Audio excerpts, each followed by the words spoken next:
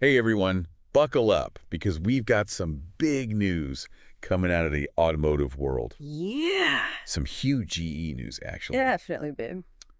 We're talking about the rumors swirling around a potential merger Mm-hmm. between Honda and Nissan. Wow. And get this, Okay. Mitsubishi might even be joining the party too.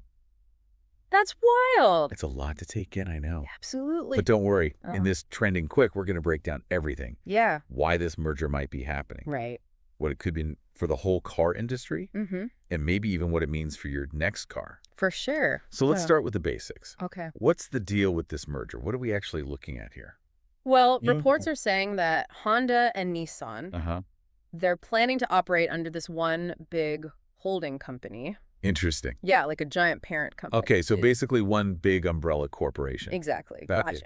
But here's the thing. I- It's still really early. It's not a done deal. Right. They have what's called a Memorandum of Understanding, Interesting. which basically just means they've agreed to explore the possibility of a Okay. merger, Right. but nothing's set in stone. Got it. Things could still change. So a memorandum of understanding. Mm-hmm. That sounds pretty official, though. It is. Okay. It's like a legally binding agreement. Uh-huh. It outlines, the terms and conditions Right. that they're willing to consider. Got it. So it is a serious step, Right. but it doesn't mean it's 100% going to happen.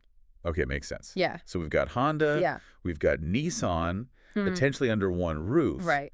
But what about Mitsubishi? Where do they fit into all of this? That's a great question. Yeah. And Nissan already owns a 24% stake in Mitsubishi. Oh, wow. So Okay. it's very likely they'd be brought in Right. if the merger actually goes through. Interesting. And if that happens, Yeah.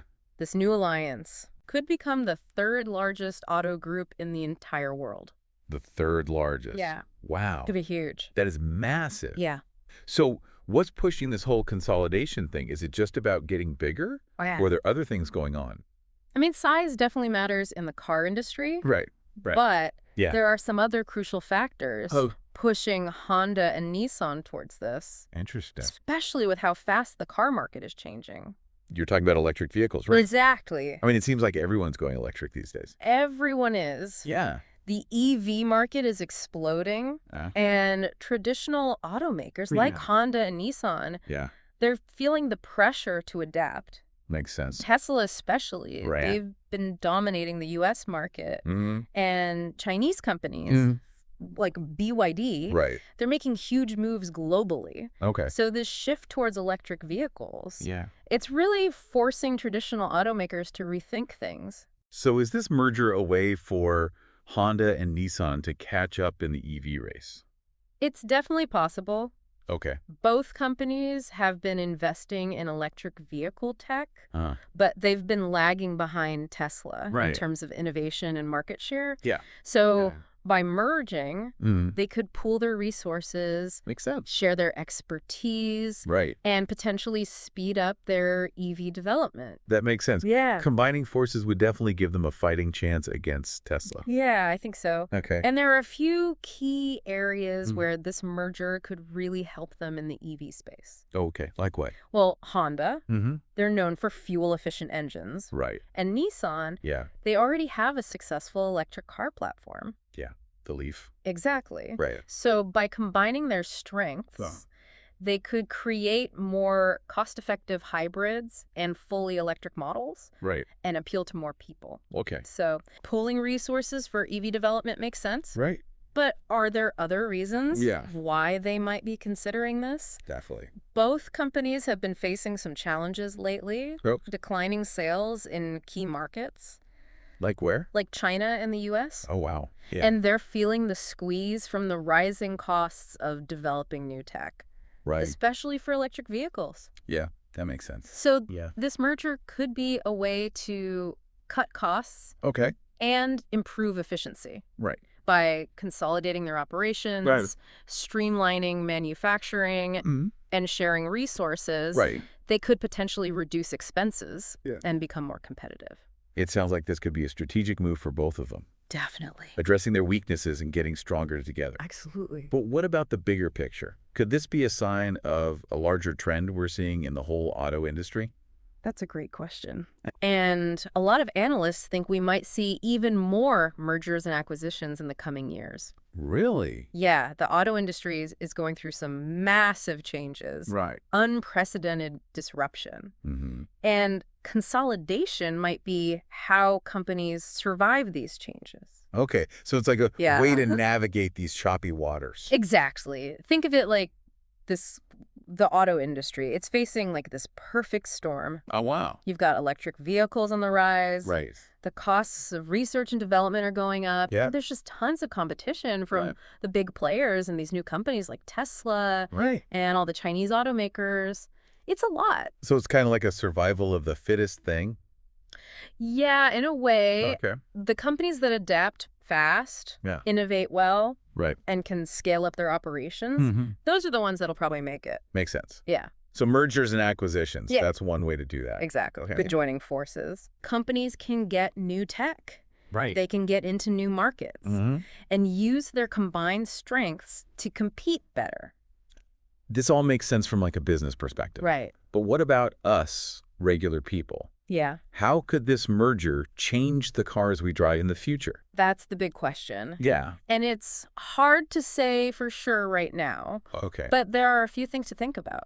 Okay. What are some of the possibilities? Well, on the plus side, Okay. this merger could lead to more electric and hybrid cars Right. being available at better prices, Interesting. like we talked about before. Mm-hmm. Honda and Nissan, Yeah.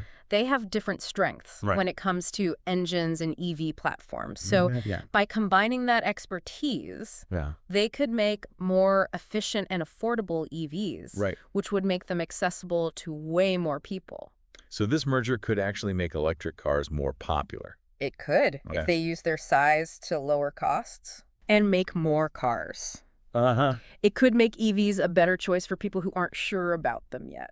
Yeah, because of the price or whatever. Exactly. Okay. Yeah. That'd be good for the planet too, wouldn't it? Oh, absolutely. Yeah. Transportation is a huge contributor to greenhouse gases. Right, So yeah. any move towards EVs, Mm-hmm. it's a good thing. Okay, so there are some potential upsides for consumers and the environment, Yeah. but are there any downsides we should be aware of? Of course. Okay.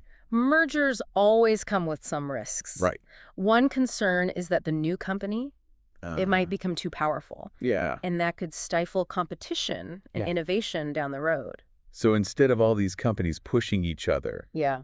to make better and cheaper cars, Mhm. we could just end up with one giant company that controls everything. It's possible, Okay. but regulatory bodies would probably keep a close eye on things. Right, to prevent monopolies. Exactly. Makes sense. Are there any other downsides? Well, another worry is that the merger could mean job losses Right. when companies consolidate. Uh-huh. There's a risk that some factories or departments could be cut. That's a good point. Yeah, Mergers often lead to restructuring, they do. and sometimes that means people lose their jobs. It's true. Yeah. It's a tough reality, Right. but it's important to acknowledge it. Yeah. The companies need to handle these changes carefully Mhm. and support the employees who are affected. Definitely. Yeah. We have to consider the people involved. Absolutely. Okay. Now let's switch gears a bit Okay. and talk about something pretty interesting about this whole thing. Okay. Remember Nissan's partnership with Renault? Oh, yeah. Yeah, They were partners for a long time. they were for Yeah. over 20 years. Wow. But things haven't been great between them lately. Oh, really? Yeah, Nissan was apparently trying to reduce Renault's influence. Interesting. Yeah. So if they were trying to get away from Renault, Right. why merge with Honda now? It does seem kind of contradictory Yeah. to understand it better. Okay. We need to look at what's happening with Nissan right now. What do you mean? Well, Yeah. Nissan has been struggling financially. Oh, wow. Big drop in profits, Uh-huh. production cuts. Right. They've even had to lay off workers. Oof, that's rough.